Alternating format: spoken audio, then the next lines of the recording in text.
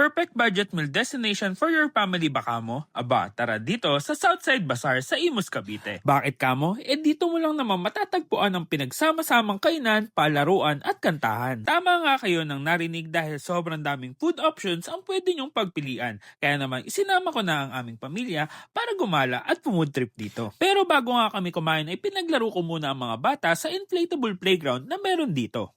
Bagay na bagay talaga to sa mga bata at paniguradong mag-e-enjoy sila.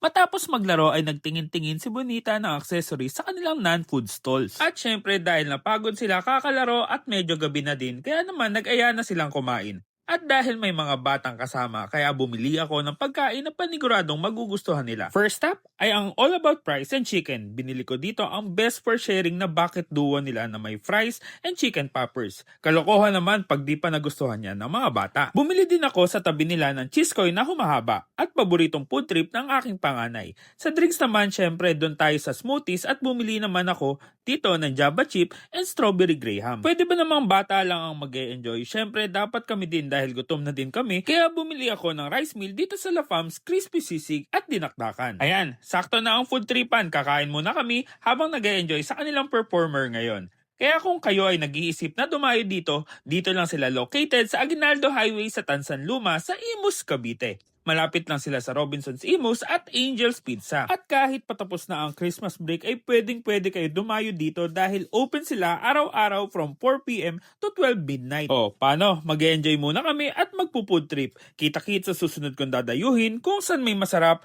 mura at kakaibang kainan. And don't forget to eat, ride and grind. Let's go!